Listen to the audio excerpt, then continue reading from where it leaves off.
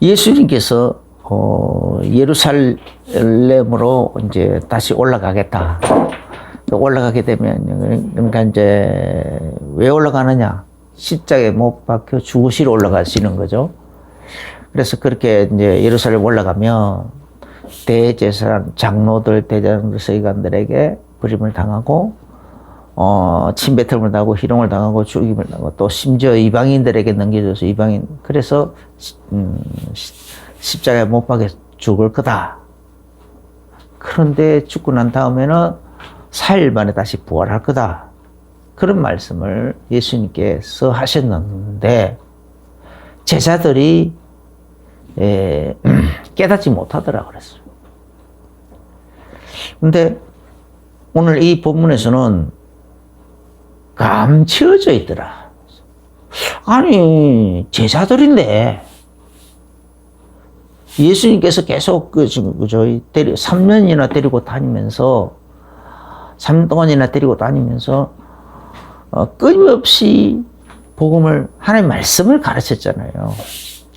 그냥 많은 사람들이 모여들면은 그 많은 사람들을 향하여, 복음, 이제 예수님이 병자도 고치고 귀신도 떠나고 또 여러 가지 말씀을 가르치기도 하고 비유를 베풀기도 하고 막 그렇게 하셔놓고는 그 다음에 또 따로 제자들은 따로 또 모아가지고 밤에라든지 뭐 이렇게 따로 또 모아가지고 그 제자들에게 더 자세하게 이렇게 또 집중적으로 가르치고 했어요. 그래서 이제 한 3년 공생애를 다 마치고 이제는 십자가에 달려서 죽으실 때가 다 됐구나. 죽으셔야 돼. 바로 그리고 부활하고 하는 그 때가 다 됐구나라고 생각하셔서 이제 그래서 예루살렘을 향하여 방향을 이제 탁 틀고 그리고 이제 출발하기 위해서 제자들에게 다시 그걸 제자들에게 강조를 하시는 거예요. 그 장면을. 그런데 그렇게 3년 동안이나 그렇게 집중적으로 가르침을 받아놓고도 감추어져 있더라. 감추어졌다라는 말은 이제 뭐 이상하죠. 왜 감추어졌을까? 왜 이런 예수 그리스도 이 대속의 말씀이 감추어졌을까? 오늘 이걸 생각해야 된다. 오늘날 우리들에게도 참 하나님의 말씀을 우리가 읽어도 감추어져 있는 부분이 참 많아요. 나는 처음에 내가 원래 책을 원래 읽기를 참 좋아하고 어찌 보면 활자 중독에 걸렸다 싶을 정도로 나는 책 읽기를 좋아했어요. 또 많이 읽었고. 그러니까 이제 군대 가가지고 군대 내무반에 막 이렇게 이렇게 책장이 있고 거기에 좀 크다란 책장이 있고 그 책장에 책이 가득 꽂혀 있었어요. 아무도 안 읽어요. 근데 나는 그걸 다 읽었었거든요. 다 이제 기독교 서적만 안 읽다가 내가 예수님을 영접하고 난 다음에 그때서야 비로소 기독교 서적이 읽어졌어요. 그러니까 성경하고 기독교 서적만 안 읽어지고 다 읽어진 거야. 그럼 그때는 내가 예수님을 영접하기 전에는 뭐가 가려졌습니까? 성경 자체가 가려졌어요. 기독교 신앙 자체가 가려져 버린 거야. 그런 거는 이상하게 읽으려고 하면은 안 읽어지는 거야. 막 이상하게 뭔가 속에서 그 반응이 일어나고 막 답답해지고 막 그래. 마음이 책을 읽으면 책을 읽는 그 할자 속으로 들어가야 되는데 그렇지 않고 막 답답해지는 거예요. 그러니까 이제 그때 당시 내에게는 성경하고 기독교 서적은 감추어진 거죠. 그 다음에 이제 내가 이제 예수님을 영접을 하고 딱 난 다음에 또 처음에는 신약 성경을, 이제 그 군대 내후반 안에는 신구약 성경, 그 큰 성경이 있는 게 아니고, 그 기도원 해패에서, 파란 표지를 해가지고, 신약 성경만 잔뜩 있었어요. 그런 게 수십 건 있었는데, 이렇게 가득 꽂혀 있었는데. 그래, 그걸 신약 성경만 계속 읽은 거예요, 그냥. 그러니까 이제, 그런데 누군가가, 이렇게 이제 성경은 구약 성경부터 읽어야 되는데 막 그러더라고요. 이제 이제 이 부대 밖에 있는 어떤 이제 교회로 그때 한번 이제 예배 드리러 나갔었는데 그렇게 가 있으니까 옆에서 약간 예, 정신이 약간 좀 이상하게 이렇게 돼 있는 사람이 하나 있었는데, 그 사람이, 딱 내 옆에 앉아가지고, 내가 이제 신약 성경, 기도 내 뺏어 나온 이 신약 성경만 있는 그것만 딱 들고 이렇게 이제 예배 드린다고 이렇게 앉아 있으니까, 계속 예배 시간 내도록 시작부터 끝까지 옆에서 계속 성경은 구약 성경부터 읽어야 되는데 성경은 구약 성경부터 읽어야 돼. 큰 소리를 하는 것도 아니고 혼자서 궁시렁 하는 소리를 그걸 예배 시간 내내 설교는 안 듣고 내보고 계속 그 말을 하는 거예요. 처음에는 그냥 이상한 소리를 듣고 있다가 그냥 이 사람이 약간 좀 모자라구나. 그래서 혼자서 궁시렁거리는 거구나. 요렇게만 생각했는데 그걸 예배 시간 내내 끝까지 그걸 듣다 보니까 나도 모르게 어느 한순간에 그 말이 쏙 들어오면서 이게 맞는 거구나. 맞아. 그 말이 맞지. 이제 생각이 그렇게 바뀌어졌어요. 그래가지고 이제 어떻게 이제 구약 성경 있는 것까지 구해가지고 막 읽기 시작하는데 창세기부터 읽기 시작하는데 비로소 막 열리기 시작하는데요. 얼마나 은혜된지 그 성경이 하는 게 하나가 막 내게 내가 어릴 때에 이렇게 우리 집에 벌을 키워가지고 이렇게 벌꿀을 이렇게 먹어봤거든요. 벌집 채로 우리 이렇게 하나 이렇게 손바닥만 하는 거 잘라가지고 아침 먹어보라고 이렇게 줘. 그러면 그거를 갖다가 먹으면은 얼마나 달콤한지. 정말 달콤해. 그것보다 달콤한 거예요. 그런데 그래서 성경이 다윗이 그랬잖아요. 하나님 말씀은 내게 꿀과 송이꿀보다 더 달다. 그게 바로 송이꿀이거든요. 그런데 그거보다 더 달아요. 진짜. 더 달게 느껴져, 진짜. 그게 실감이 나는 거야. 하나님 말씀은 내게 꿀과 송이꿀보다 더 달다. 그게 실감이. 그래가지고 너무 좋아가지고 이제 이 시간이 이제 취침 시간이 돼가지고 성경을 덮어놓고 자야 되잖아요. 너무 아까운 거야, 그 시간이. 그리고 이렇게 군대에서 있다 보니까 여러 가지 일과 시간이 있고, 거기에 다 이런 매역을. 그래서 틈틈이 성경이 있는데, 너무 안타깝고 답답한 거야. 그냥 하루 종일 성경 읽었으면 얼마나 좋을까. 그래, 이제 그런 식으로. 그 성경을 한 번 읽을 때 다르고, 또 두 번째 읽을 때 또 다른 거야. 한 번 읽고 난 다음에. 그 다음에 두 번째 읽으면은, 첫 번째 읽을 때도 그렇게 은혜가 됐는데, 꿀과 송이보다 더 달게 느껴지고 은혜가 됐는데, 두 번째 읽으면은, 첫 번째 읽을 때 보지 못하던 부분들이 또 막 다가오고, 첫 번째 분명히 그 부분을 읽었는데도, 그때 받았던 은혜보다 또 거기서 더 보태져가지고 더 새로운 은혜가 막 오는 거야. 그런 식으로 계속 세 번째 읽을 때 다르고, 네 번째 읽을 때 다르고, 다섯 번째 읽을 때 다르고. 계속 읽을 때마다 그냥 달라지는 거야. 읽을 때마다 다 달라져.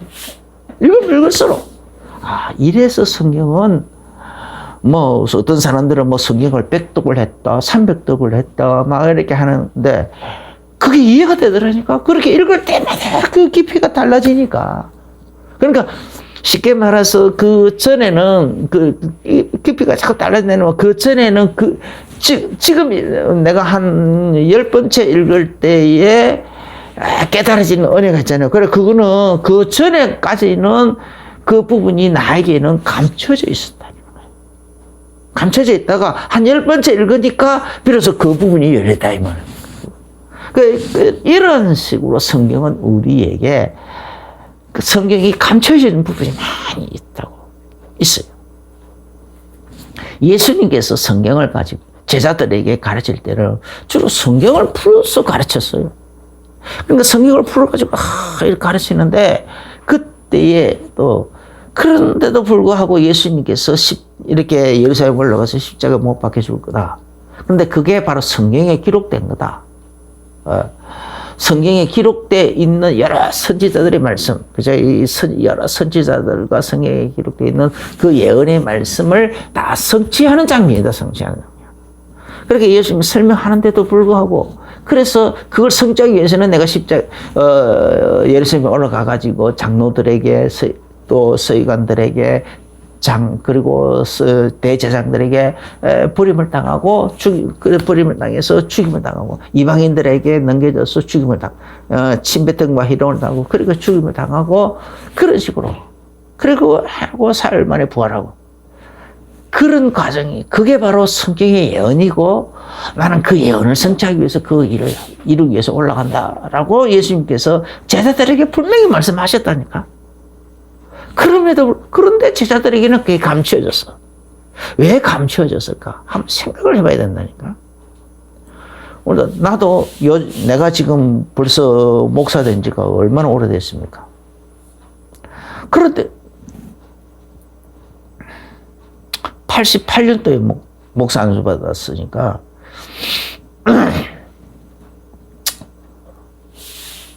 얼마나 오래됐냐고.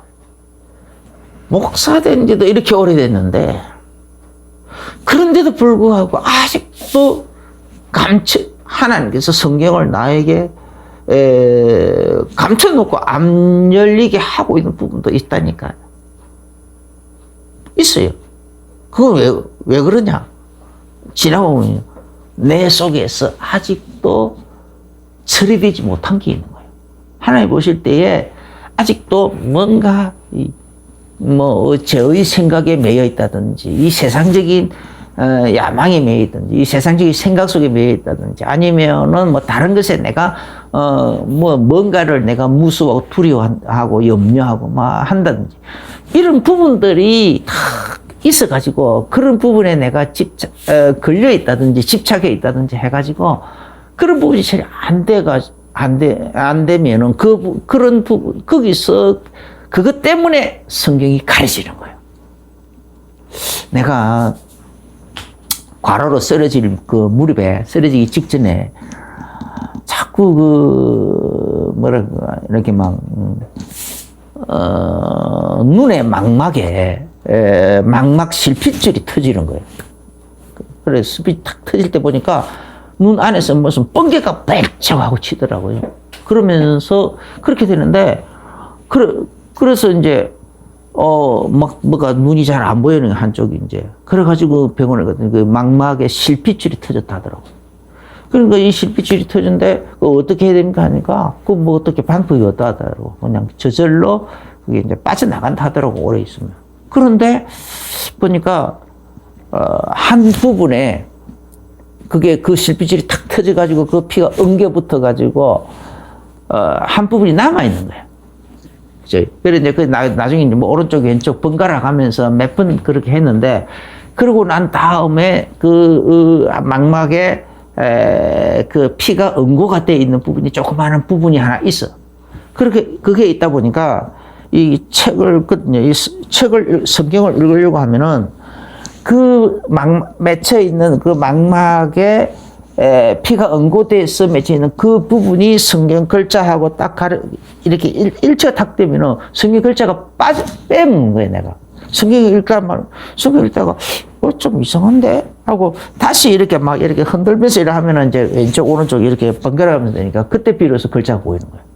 그 망막에 탁 걸리면은 그 실핏줄이 망막에 실핏줄이 터져가지고 피가 응고되어 있는 그 부분이 구름처럼 딱 이렇게 딱 있어가지고, 이게 성경을 읽을 때, 글자를 읽을 때에 그 부분하고 탁 떼어버리면 그 부분에 글자가 안 보이는 거예요. 그거하고 똑같은 원리예요. 내 속에 있는 어떤 이 죄라는 부분, 혹은 내가 마음속에 집착하고 있는 부분, 욕심이 가득 차 있는 어떤 부분, 내가 아직 처리하지 못하고 있는 어떤 다른 부분, 아니면은 내가 야망으로 가득 차 있는 부분, 이런 것들이 내 속에 가득 차 있으면은 그것 때문에 하늘나라의 비밀의 그 깊은 것을 보는데 방해가 돼버려요. 그 부분이 탁 걸려가지고 감춰져 버리는 거예요. 글자가 감춰지는 거예요. 마치 내 눈에 망막에 실핏줄이 터져서 그것이 한 부분이 응고돼 가지고 점처럼 딱 남아 있는데 그게 나도 모르게 성경을 글자를 작은 글자들을 읽을 때는 그 부분이 탁 걸리면 글자가 그냥 안 보이는 거예요. 그 부분이 글자가 감춰져 버린 거지. 내 눈에는 감춰진 거지. 그런 것 때문에 그렇게 되듯이 그런 내 마음 속에 있는 다른 부분들이 어떤 죄의 부분, 야망의 부분, 어떤 집착의 부분 이런 것들이 가려져 그런 것 때문에 하나님의 비밀들을 하나님 나라의 비밀들을 천국의 비밀들을 보는 일에 하나님의 그 깊은 뜻을 바라보는 일에 가려지는 거예요. 그런 것 때문에 가려진답니다. 그래서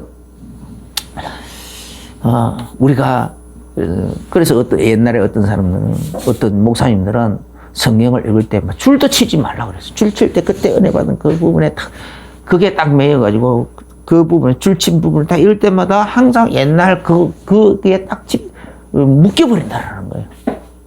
그래서 항상 열어놔라는 거예요. 하나님을 향하여는 마음을 100% 그냥 활짝 열어버리라는 거예요. 그런 말씀 하시더라고요. 그러니까 오늘 우리 마찬가지라니까요. 이렇게 돼야 된다, 이렇게. 이 제자들에게 왜 감춰졌을까? 제자들은 뭐 때문에 그렇게 감춰졌을까? 그걸 오늘 보자고요. 예수님께서 십자가에 달려 죽으시고 부활하셔야 되는 거, 이거는요, 예수님이 공생애를 시작하면서 처음부터 아예 말씀하신 거예요. 처음부터. 그래서 요한복음 2장 19절, 보면 예수님께서, 그 성전에 가가지고 성전을 청소하고 그랬잖아요. 막 강도의 구루를 하면서 그렇게 어분을 바라면서 그래가지고 이제 했는데, 그러니까 그 제사장들이 너가 무슨 근세로 이런 일을 하느냐, 서기관들이 와가지고 그렇게 따지니까 너희가 이 성전을 헐라 내가 사흘 동안 일으키리라 그렇게 말씀하셨단 말입니다. 그런데 거기서 요한복음 뭡니까? 성전된 자기 육체를 말합니다. 너희가 이 성전을 헐라. 예수님은 지금 그 눈에 보이는 성전을 가지고 또 예수님 그 성전은 하나의 예표고 그거는 예표일 뿐이고 예수님 그 성전은 무엇을 설명하려고 하느냐? 예수님 자신의 육신이 하나님의 성전이고 하나님의 성전으로서 있다는 것 같고 그리고 예수님 자신의 육신을 어떻게 깨뜨려서 예수님 자신의 예수님이 육신을 입고 이 땅에 오셔가지고 이 땅 위에서 어떻게 우리의 대속의 일을 행하시고 하나님의 섬기는 일을 행하셔서 하나님과 우리 사이에 있는 그 가로막는 그 벽을 다 걸어버리고 하나님과 우리가 하나가 되게 만들고 하나님과 우리가 함께 살게 하고 만들고 하나님과 우리가 더불어 누리면서 하나님을 누리면서 그렇게 더불어 살고 누리면서 살고 하는 그 길을 열어주시는 그죠? 그런 분으로 예수님이 오셨다 이 말이에요. 그러니까 그런 예수님으로 이 땅에 오셨는데 그것을 지금 예수님이 설명을 하고 계시는 거예요. 그래서 요한복음 5장 29절에 너희가 성경에서 영생을 얻는 생각하고 이 성경을 나에게 생각하니까 이 성경은 나에게 대해서 생각한 것이라 라고 하셨거든요. 그래서 그러면은 이 성전에서 어떤 식으로 하나님과 우리가 하나가 되는가? 그게 바로 성전에서 대속죄일 어떤 그런 규례란 말이에요. 규례. 이제 대속죄일 규례. 그래서 제일 먼저 6월절 이제 어린 양을 잡아가지고 어린 양을 이제 2마리를 준비를 하는 거죠. 그래서 1마리는 잡아서 번제단에서 피를 흘려서 그 피를 다 쏟아냈고 그 다음에 그리고 이제 그 내장은 다 이제 어디 버리는 곳에 버리고 그리고 그 어린 양을 번제단 위에 올려서 다 태워서 연기를 하나님께 올려드렸다. 그래서 그게 그렇게 속죄 제물로 드리고 그리고 제사장은 그 어린 양의 그 피를 받아둔 그것을 가지고 우슬처럼 찍어서 제단에도 뿌리고 자기 옷에도 뿌리고. 그래가지고, 그리고는, 이제 안으로 들어가는 거죠. 그래서, 그리고 이제 성전을 향하여 성소 안으로 들어가려는데 성소 입구에 물두멍이 있다. 그 물두멍에서 옷도 씻고, 손도 씻고, 손을 씻고, 그리고는 들어간다, 이 말이에요. 그러면 그게 뭐냐? 번제된 속죄 제물, 바로 예수님 자신이 영원한 속죄 제물이라고. 영원한 속죄 제물로, 우리의 영원한 속죄 제물 어린 양으로 오시는 것에 대한 하나의 예표죠, 예표. 그러면 물두멍은 뭐냐? 세례를 말해, 세례. 베드로전서 3장 21절. 물로 씻어 깨끗하게, 세례라는 것은 물로 씻어 깨끗하게 하는 것이 아니고, 우리 선한 양심이 하나님을 향해 찾아가는 것. 그게 바로 진정한 세례의 의미라 하셨거든요. 그러니까 그런 물두멍, 그런 물두멍을 통과하고, 그리고서야 비로소 성소 안으로 진입하는 거예요. 이제는 내가 선한 양심으로, 내가 이제 완전히 선한 양심으로 하나님을 온전히 이제 이렇게 내가 이렇게 하나님을 향하여 하나님과 동행하면서 이렇게 살아가겠다. 결론을 내리고 결단 내리는 것을 의미하는 거죠. 그리고서 비로소 성소 안으로 들어가는 거죠. 그럼 성소 안에는 뭐가 있느냐? 12떡상이 있고, 그리고 그 촛대가 있고, 향단이 있고 그래요. 근데 그래서, 그거는 말씀과 성령과 기도를 얘기하는 것이거든요. 12떡상은 말씀, 그리고 촛대는 성령, 그리고, 향단은 기도. 그러니까, 말씀과 성령과 기도로서 우리 하나님을 섬기는 거거든요. 그 제사장이 거기서 40일 동안, 그 성소 안에서 40일 동안 매일매일 새로운 떡을 갈아줘. 매일매일 불도, 그 향단에, 그 불도 새로 갈아주고 향도 새로 갈고.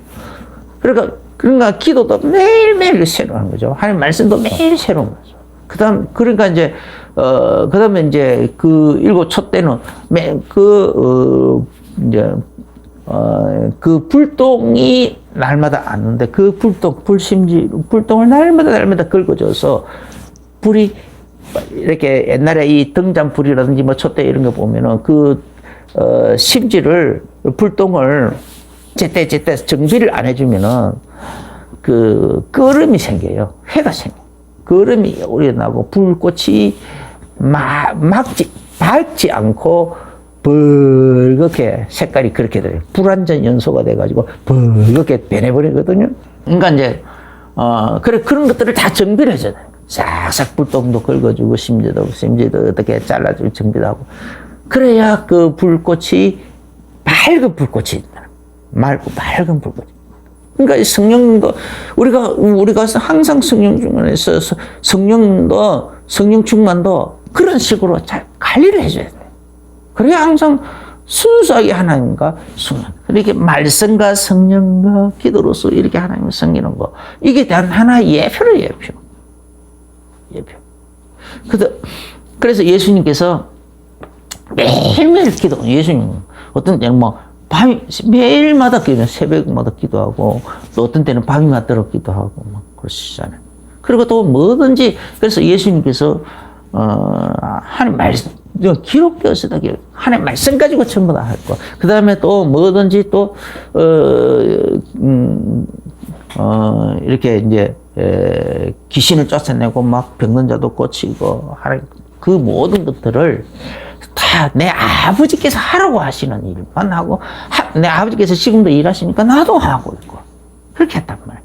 완전히 그래서 성령 예수님 안에 하나님 아버지와 예수님이 하나가 있고 성령님도 그래서 성령님도 여기서 내가 성령을 힘으로 귀신을 쫓아내는 것이면 이미 하나님 나라가 너에게 임하였느니라. 마태복음 12장 29절에 그러셨죠. 예수님께서 귀신을 쫓아내는데 그냥 쫓아내는 것이 아니라 예수님 안에 예수님 안에 계신 성령님, 하나님 아버지와 성령님과 함께 그 일을 하셨단 말이에요. 그죠? 그걸 얘기하는 거죠. 그래서 말씀과 성령과 기도로서 하나님의 성령. 그걸 성소 안에서 40일 동안 했는데 하고 그리고 지성소에 진입하는 거죠. 40일째 되는 날.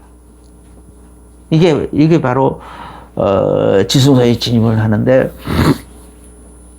이제 그 지성소 안에서 한 10일 동안 제사장이 이제 그 10일 동안 지성소 안에서 이제 그렇게 있다가 그리고 밖으로 나오는 거예요.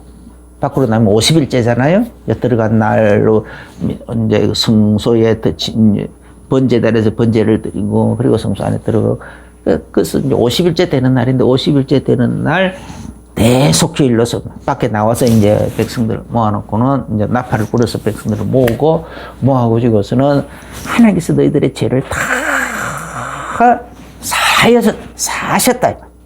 그래서 양 2마리 준비했다고 했죠. 그래서 이제 나머지 준비해놨던 그 나머지 1마리의 양에다가 너희들의 죄를 하나님께 다 고하라. 그럼 그 죄를 이 양이 대신 짊어지고 저 아사셀로 갈 거다. 그래서 그 대제사장이 그 양에다가 안수를 하는 거예요. 자기들이 고하는 그 백성들이 그 죄를 백성들이 고하는 그 죄를 제사장이 다 받아가지고 이 아사셀로 가는 어린 양에게 뒤집어 씌워가지고 안수로 해서 뒤집어 씌워가지고 아사셀로 보내버리는 거예요. 아사셀은 저주를 먹고 사는 짐승이라고 그랬잖아요. 전설에 그런 뜻이 있다고 해요. 그래서 어쨌든 그 광야로 가서 그러면은 금방 짐승에 잡혀주는 여가 뜻은 못 오는 거예요. 죽는 거죠. 어린 양. 그래가지고 죽어요. 그러면은 이제 너희들의 죄는 이 아사셀로 가는 어린 양이 가지고 가버렸다. 영원히 못 온다. 그 죄는 다 완전히 완벽하게 해결됐다면, 다 끝났다면. 예수님께서 십자가에서 다 끝났다라고 했잖아요. 다 끝났다. 다 이루었다라고 하신 거 그거란 말이에요. 그러니까 그걸 얘기하는 거죠. 그래서 예수님 이제 또 이 지성소 11일 들은 건 예수님께서 그래서 예수님 부활하시고 십자가에 달려 죽으시고 부활하시고 난 다음에도 예수님께서 40일 동안 제자들과 함께 있다가 그 다음에 40일째 성천하셔가지고 갔다가 50일째 되는 날 성령이 임하시거든요.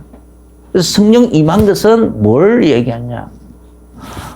우리 죄가 완벽하게 다 해결됐다. 그러니까 대속죄일에도 50일째 그 대제사장이 대속죄를 너희 죄가 다 끝났다라고 선포하고 그리고는 백성들이 모여가지고 7일 동안 완전히 대축제를 벌이거든. 축제를 벌이란다. 내 죄가 끝났다 이 말이야. 하나님께서 내 죄를 다 끝내버리셨다. 그래서 자를 살렸다. 너무 감사하다 해가지고 축제를 벌이는 거거든. 그러면은 그하고 똑같은 거예요. 오순절날 성령님이 임했다라는 것은 내 속에 있던 하나님과 내 사이를 가로막고 있던 모든 죄의 벽이 다 사라져버렸다 이 말. 모든 저주의 벽이 다 사라져버렸어요. 이제 모든 문제의 벽이 다 사라져버린 거예요. 그래서 하나님이 나를 기쁘시게 받아줬대. 내 마음과 내 몸을 내 몸을, 내 삶을 하나님 기쁘시게 받으셔서 성령님께서 내 속에 임하셔서 나의 주인 되어주셨다. 할렐루야. 그 표시가 아니에요. 그러니까 단순히 성령이 임했다라는 것이 아니란 말이에요. 내 죄가 다 끝내버렸다. 내 저주가 다 끝나버렸다라는 것에 대한 하나의 증표라고, 증표란 말이에요. 징조표요. 증거의 표란 말이에요. 징표, 정표.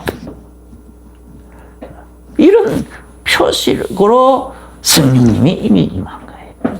그리고는 그때부터 이제는 내가 사는 것이 아니고 내 안에 그래서 그리스도께서 성령으로 임하셔서 성령으로 임하신 그리스도께서 내 안에 계시고 나와 함께 살고 그래서 나 동안에 살고 그분이 나의 목자로서 나의 스승으로서 나의 왕으로서 나의 주인으로서 나를 보살피고 다스리고 계신다 이 말이에요. 부형처럼 아버지처럼 형처럼 그렇게 나를 보살피고 다스리고 계신다. 할렐루야. 이런 예표를 예표니까. 그 다음에 출애굽 여정도 전부 예수님에 대한 하나의 그 예표란 말이에요. 그 10가지 재앙으로도 안 되는데, 마지막 재앙, 그죠? 여러 가지 재앙으로도 안 됐지만은, 마지막 재앙. 어린 양을 잡아서 그 피를 문술주와 자고 있느냐 말하고.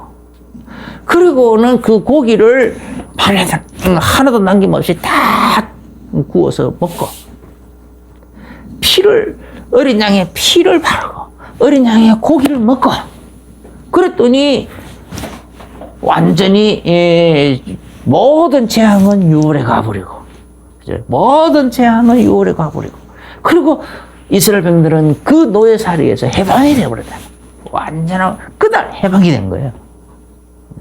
그날 해방이 됐습니다. 그래서 요한복음 6장 53절인가? 예수님께서는, 내 인자의 살을 먹지 아니하고 인자의 피를 마시지 않냐는 그 속에 생명이 없다라고 말씀하신 거예요. 예수님의 살이 그 생명이 떡이 예수님 피가 생명이 없노라는 거예요. 그게 다 이런 것에 대한 그래서 이 출애굽 그 어린 출애굽 때 어린 양을 잡아서 피를 문설주하게 바르고 고기를 다 하나도 남김없이 다 먹고 그렇게 했는데 그랬더니 작은 욕을 해가고 애굽 노예살이에서는 해방이 되어버리고 그렇게 해서 어떻듯이 예수님의 살과 피를 먹으면 했냐는 예수님의 생명이 우리 속에 들어가신다. 이제는 내가 예수 그리스도로 말미암아 사는 새 생명을 얻는 거예요. 새 생명으로 새로운 삶을 시작했다 이 말이에요. 할렐루야. 그러니 예표라니까 전부 예표라고. 예표. 그러고 나면 그때부터서는 이제 구름 기둥, 불 기둥으로 광야 40년을 지나가는 동안 하늘하게 했잖아요. 보살폈잖아요. 성경은 뭐냐? 독수리 날개로 내가 너희를 40년 동안 업은 날랐다. 그래서 발이 부르트지 않게 하고, 어복 헤어지지 않게 하고, 또, 배도 고프지 않도록 합니다. 만나를 내려서 먹이고, 고기가 필요하면 막 고기 입에서, 코에서 넘쳐나도록 먹여주기도 하고, 다 하셨잖아요. 물이 필요하면 반석을 쪼개가지고, 막, 반석에서 물을 내어가지고 마시기도 하고. 전부 예수 그리스도의 예표로 예표. 그럼 이거를 예수님께서는 그래서 이런 것에 대해서 어떤 식으로 예수님이 또 우리를 대속하시는 데 대한 구체적인 것이 이사야 53장에 좀 나옵니다. 좀 구체적인 묘사가 이사야 53장이라고 해요. 한번 이사야 53장 2절부터 보면은 그는 주 앞에서 자라나기를 연한 숨 같고 마른 땅에서 나온 뿌리 같아서 고운 모양도 없고 풍채도 없은즉 우리가 보기에 흠모할 아름다운 것이 없도다. 지금 이 땅에 오신 메시아 그리스도로 그리스도에 대한 하나의 이사야가 그것을 미리 내다보고 성령으로 미리 내다보고 묘사하는 장면이에요. 묘사하는 장면. 그래서 그는 멸시를 받아 사람들에게 버림을 받았으며 강고를 많이 깨끗으며 진고를 아는 자라 마치 사람들이 그에게서 얼굴을 가리는 자 같이 멸시를 당하였고 우리도 그를 귀히 여기지 아니하였도다. 그렇게. 그러나 4절에 그는 실로 우리의 질고를 지고 우리의 슬픔을 당하였거늘. 우리의 질고를 지고 우리의 슬픔을 당하시는 모습이란 말이에요. 우리는 생각하기를 그는 징벌을 받아 하나님께 맞으며 고난을 당한다 하였노라. 네. 그가 찔리면 예수님이 찔린 것은 뭐 때문이냐? 우리 허물 때문이라는 거예요. 그가 찔리면 우리의 허물 때문이요. 그가 상함은 우리의 죄악 때문이라. 그가 징계를 받음으로 우리는 평화를 누리고 그가 채찍에 맞음으로 우리는 나음을 입었도다. 예수님께서 지금 징계를 받고 침뱉음을 나고 희롱을 당하고 그 다음에 뭐 찔리고 상하고 심지어는 십자가를 죽으시기까지 하는 거 전부 뭐 때문이냐? 우리 허물 때문에 우리 죄악 때문이고 우리의 모든 것을 다 우리의 모든 문제를 다 짊어지시는 장면이라고. 질병까지 다 짊어지시는, 질병의 고통까지 짊어지시는 장면이란 말이에요. 우리의 심판까지 짊어지시는 장면이란 말이에요. 할렐루야. 이게 그래서 또 그 봅니다. 6절에 우리는 다 양 같아서 그릇 행하여 착각기 제길로와 그를 여호와께서는 우리 모두의 죄악을 그에게 담당시키셨도다. 그가 그러니까 이제 예수님에게 담당시키셨다 말이에요. 담당시키는 그런 장면이더라. 예수님이 그리고 예수님은 그런 식으로 찔리고 상하고 징계받고 채찍맞고 십자가를 죽으셔서 무덤 속에 들어가시기까지 하는 그 모습으로 우리의 죄악, 우리의 모든 문제를 이런 식으로 담당하시더라는 거죠. 그가 7절에 그가 곤욕을 당하여 괴로울 때도 그의 입을 열지 아니하였으며 마치 도수정으로 끌려가는 어린 양과 틀 깎는 자 앞에서 잠잠한 양같이 그의 입을 열지 아니하였도다. 그는 곤욕과 신문을 당하고 끌려갔으나 그 세대 중에 누가 생각하기를 그가 살아있는 자들의 땅에서 끊어지면 마땅히 형벌받을 내 백성의 허물 때문이라 하였으리요. 그러니까 이런 식으로 우리를 위해서 이런 식으로 하나님도 이 우리의 어린 양으로 오신 예수님에게 이런 식으로 다 담당시키셨고, 예수님도 우리를 위하여 이런 식으로 찔리고 상하고 징계받고 치지먹고 십자가 달려 죽으시고 무덤 속에 들어가시기까지 하시는 이 모습이야. 이런 모습 우리 예수님이 오셨다. 그래서 예수님이 이걸 위해서 오셨기 때문에 마가복음 10장 45절에 인자가 온 것은 섬김을 받으려 온 것이 아니고 섬김을 받으려 함이 아니라 도리어 섬기려 하고 자기 목숨을 많은 사람의 대속물로 내어주려고. 그 많은 사람 중에 나도 포함된다. 나의 대속물로 예수님께서 자기 자신의 생명을 내어주려고 오신 분이시. 그래서 베드로가 마태복음 16장 16절에 주는 너희는 나를 누구라 하더냐 하니까 예수님께서 베드로가 나서면서 주는 그리스도시요 살아계신 하나님의 아들이십니다 하는 말은 바로 이런 식으로 우리의 모든 죄를 짊어지시고 십자가에 달려 죽으실 그 그리스도시요 하나님의 아들로서 전능하시고 거룩하고 영광스러운 하나님의 아들이신데 그분이 지금 우리의 죄를 대신 짊어지시기 위하여 육신을 입고 있다 오신 분 아니냐. 육신을 입고 오신 분 바로 그 메시아요 그리스도시다 이 말이야. 그 고백을 하는 거야 지금 베드로가. 그 고백을 하니까 예수님께서 과연하 시몬아 네가 복이 있다. 이걸 네가 할 일이 아니고 하늘에 계신 내 아버지시다.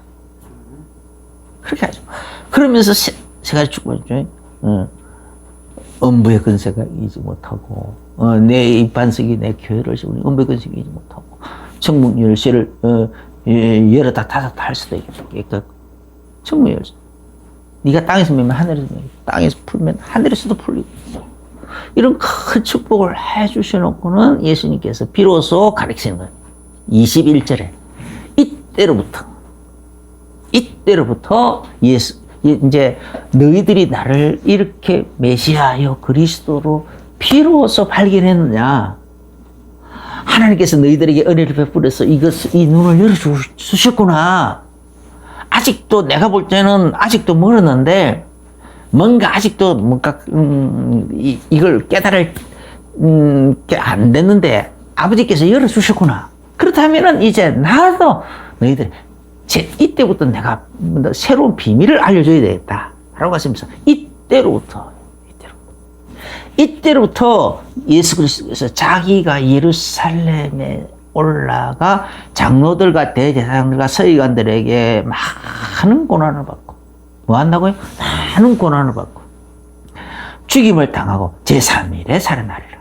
많은 고난 찔리고 상하고 징계받고 채찍맞고 침뱉음을 하고 희롱을 당하고 그리고 십자가에 달려 죽기까지 하시는 거. 이런 많은 고난도 받고 죽임을 당하고.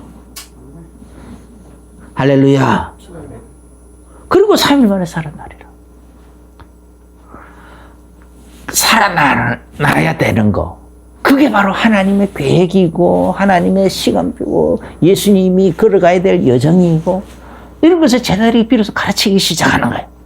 제자들이 비로소 가르치기 시작하더라. 예. 그러면은 누가복음에도 이 장면을 누가복음 9장 22절에서 이 장면을 똑같이 얘기하고 있어요. 그러니까 이게 1차로 예수님께서 제자들에게 1차로 가르치는 거야. 자기 그리스도로 내가 그리스도로서의 메시아로서의 어린 양으로서의 그 일을 그 사명을 제대로 감당하려고 하면은 어떤 예루살렘에 올라가 가지고 이렇게 고난을 당할 거고 그리고 십자가에 달려 죽고 삶 안에 살아날 거다라는 것을 제자들에게 1차로 가르친 내용이 있대라. 이 누가복음 9장이라. 마태복음 16장이라. 21절에. 누가복음 9장 22절에. 이게 1차로 가르친 것이고, 그러면 이제 오늘 이 본문은 예수님이 2차로 가르치는 거예요. 그때 제자들이, 베드로는 막 안 됩니다 하면서 난리 치다가 막 사탄이라고 막 사탄한 물러가라 하면서 예수님께 막 크게 한번 혼났죠? 크게 혼났어요. 그랬는데, 그리고 이제 한참 이제 지나고 이제 공생의 3년 막바지 이르러서 예수님께서 다시 이제 예루살렘 올라가시기 위해서 오늘 이 본문의 2차로 다시 제자들에게 이 내용을 가르치는 거예요, 이 내용.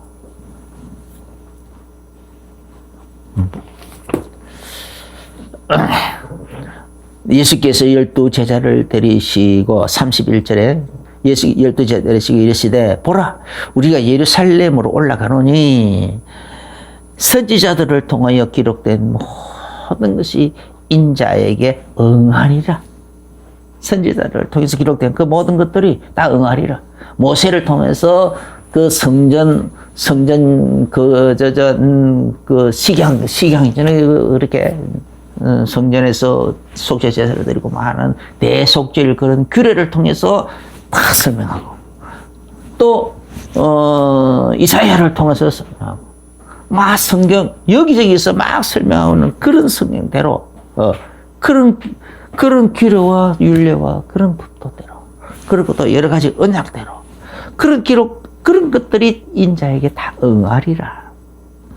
인자가 그래서 32절 인자가 이방인들에게 넘겨져 희롱을 당하고 능욕을 당하고 침뱉음을 당하겠으며 그래서 올라가면은 내가 그렇게 될 거다. 로마 군병들에게 넘겨져가지고 그런 식으로 당할 거다. 근데 그들은 채찍질하고 죽일 것이라. 자, 그들은 나를 죽이려고 하지만은 그는 3일 만에 살아나리라. 하시되 예수님이 이걸 제자들에게 다시 또 2차로 지금 다시 또 가르치고 있는 거예요. 그런데 제자들이 이것을 하나도 깨닫지 못하였으니 그 말씀이 감추었으므로 그들이 그 예수님의 말씀을 알지 못하더라. 왜 감추어졌을까? 이걸 또 다른 부분에 마가복음 9장에서는요. 9장 30절에서 32절 마태복음 17장 22절부터 23절에서는 이 2차로 가르치는 내용 이 2차로 가르치시는 이 내용에 대해서 제자들이 매우 근심하더라라고 해요. 매우 근심하더라. 그럼 이제 마가복음 9장 30절부터 32절에서는 오늘 이 본문에서 2차로 예수님이 다시 2차로 가르치는 설명한 이 내용을 들으면서 제자들이 깨닫지 못했는데 거기 보면은 똑같은 한데 32절에 그러나 그 제자들이 이 말씀을 깨닫지 못하고 묻기도 두려워하더라. 왜 묻기를 두려워하더라. 제자들 누가복음 18장에서는 왜 감춰진 것 그 원인을 마가복음에서는 얘기하고 있어요. 묻기를 두려워하고 있다. 왜 묻기를 두려워했습니까? 왜 묻기를 두려워하니까 감춰진다. 또 왜 또 감춰졌을까? 이 제자들의 생각 속에는 예수님이 성경을 쭉 다니엘서 가지고도 몇 번 뭐 그렇게 가지고 했잖아요. 그래서 그럴 때 다니엘서의 70일에 있잖아요. 예수님이 이 땅에 오시면은 바로 이제 천년왕국이 바로 이루어질 줄을 생각하고 있는 거예요, 지금. 예수님이 예루살렘 올라가는 것은 이제 거기서부터 본격적으로 천년왕국의 선포를 하시고 그래서 세상을 통치하시겠구나 이렇게 생각을 그렇게 하고 있어요. 그들의 관심이 그쪽으로 다 집중되어 있는 거예요. 오해를 하고 있는 거죠. 71에서는 그게 그래서 지금 예수님에서 나머지 한 일에 이제 7년이 이제 벌써 예수님과 함께 이렇게 지금 예수님이 기름 부음 받으시고 그리고 그 제자들과 함께 다니면서 다닌 게 벌써 3년이 지났어. 3년이 지났어. 그러면 이제 불과 3, 4년 후에는 천년왕국이 시작될 것으로 생각하고 있는 거예요, 지금.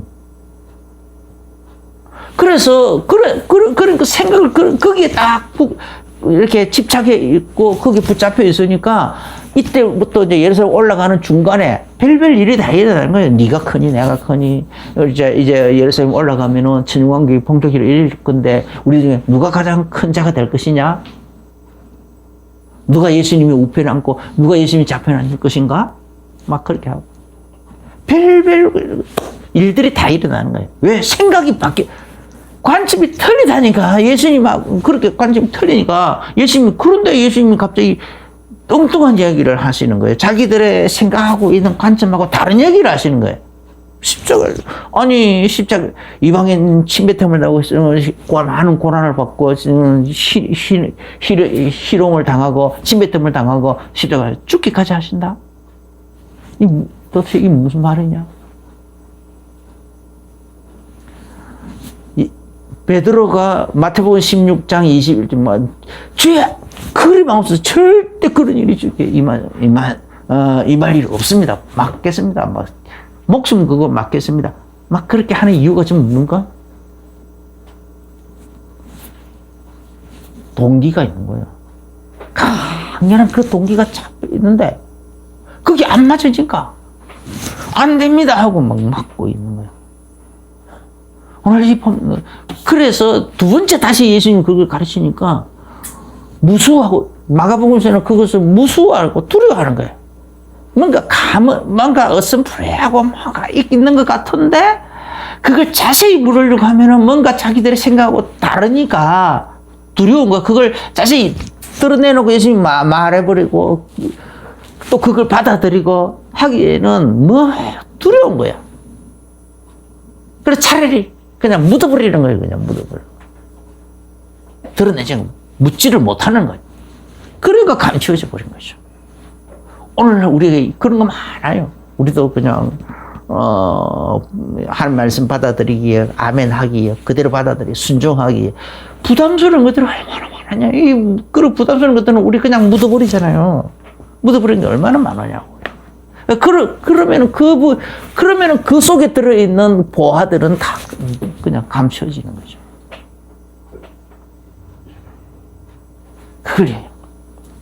그러니까 이 제자들이 예수님이 십자가 예루살렘 올라서 십자가에 달려 죽으시고 하는 그때로부터 이제 뭐가 있습니까? 예루살렘이 멸망당하고 예수님이 예언하신 대로 예루살렘이 멸망당하고 이스라엘 백성들이 전 세계로 뿔뿔이 흩어지고 그리고 이방인의 때가 그 복음이 모든 나라에 전파되고 모든 민족에 전파되게 하여 땅 끝까지 전파해야 할 거다. 이런 세계 복음을 하는 이런 귀중한 시간표가 아직 남아 있는 거예요. 그 부분은 못 보고 있는 거예요. 이 세계 복음화 이 시간표는 못 봤기 때문에 하나님이 이루고자 하시는 세계 복음화 여기에는 뭐가 있어? 모든 민족을 제자로 삼아야 되는 거예요. 땅 끝까지 가가지고 모든 민족을 제자로 삼아야 되고 그래서 모든 민족에게 복음을 전해가지고 그들에게서 구원받는 자들이 많이 나와요. 하나님이 원하시는 이방인의 충만한 숫자가 있는 거예요, 지금 충만. 그 숫자를 채워야 되는 거예요. 심지어 순교의 숫자까지 있는 거예요. 곳곳에 가가지고 민족 가다 보면 복음 다 싫어하고 안 받아들이는 민족 많다고. 그 사람들에게 전도자들이 가가지고 선교사들이 나가가지고 죽임을 당해가지고 그런 순교 당한 숫자들이 채워져야 되는 거예요. 이 때가 있는 거예요, 이 때가. 그 때, 예수님은 그 때를 하나님 은혜해라, 은혜. 그죠? 누가복음 4장에 주의 은혜의 해를 전파하게 하시고 하나님이 우리에게 덤으로 71에 483년째에 예수님이 이제 세례 요한에게 세례를 받는 그 순간부터 하나님은 주의 은혜의 해로 들어간다는 거예요. 덤으로 주시는 해가 들어가는 거예요. 마지막 남은 7년을 카운트다운을 하지 않고 그 7년을 보루를 해버린 거예요. 보루 해놓고 쫙 덤으로 주시는 기간이 예루살렘을 멸망하고 이스라엘이 전 세계로 흩어지고 그리고 그 예루살렘과 이스라엘 그 땅은 이방인들에게 짓밟히고 그리고 이방인의 때가 차기까지 이방인의 때는 이방인의 땅끝까지 복음이 전파되고 땅끝까지 복음이 전파되고 모든 민족에게 복음이 전파되고 그리고 이방인들의 충만한 하나님의 원하시는 그 충만한 숫자가 채워지고 순교 숫자까지 채워지고 할렐루야. 이 시간표가 될 때까지 찰 때까지라. 그죠? 찰 때까지. 그래야 비로소 예수님이 재림하시고 천년왕국이 시작되는 거거든요. 우리가 생명의 부활을 믿고 들어가는 거거든요. 그걸 못 받아들이는 거야. 그러니까 그 속에 그래서 제자들도 다 순교했잖아요. 수많은 사람들이 오늘도 순교하고 있고 그 위에 수많은 사람들이 복음을 전하서 성령의 인도를 받아서 성령의 역사를 따라서 성령의 감동을 따라서 복음 전하러 복음을 전하고 있고 우리도 그냥 이 성령님의 인도와 성령님의 보살 그냥 성령님께서 열어주시는 이 성령님께 내가 100% 내 생각과 마음을 맡겨버리면 성령님께서 쫙 열어주실 건데 생각도 열어주시고 마음도 열어주시고 성령 보는 눈도 열어주시고 내 삶을 바라보고 내 내면 세계를 바라보는 눈도 열어주실 건데 아직도 뭔가에 내가 집착이 있으면 가르친다. 왜 감춰졌을까? 들으면서도 감춰졌어요. 오늘 우리도 들을 때에 감춰지지 않도록 막 우리 마음속에 얽매는 모든 것들을 다 내려놓게 되시요. 우리 스스로가 다 제거해버려 모든 벽을 헐어버리게 되시. 예수 이름으로 축원합니다. 기도하겠습니다. 주 예수님 감사합니다. 제자들처럼 다 들으면서도 어리석게 마음을 닫아놓고 다른 것에 집착해서 하나님의 말씀이 복음 중요한 복음이 하나님의 계획들이 감춰지지 않도록 우리 마음을 축복하여 주옵소서. 우리 삶을 축복하여 주옵소서. 그래서 온전히 하나님을 기쁘시게 하는 삶으로 우리 삶이 바뀌어지도록 축복하여 주옵소서. 예수님 이름으로 기도합니다. 이제는 우리 주 예수 그리스도 크신 은혜와 하나님 우리 아버지의 지극한 사랑하신가 성령님의 내주인도 교통 충만하신 그 은혜가 오늘 말씀을 받으면서 아멘으로 하다 보면 마음의 중요한 결론과 결단을 내리며 나가는 모든 성도님들에게 이제로부터 영원까지 항상 함께 계실지어다. 아멘.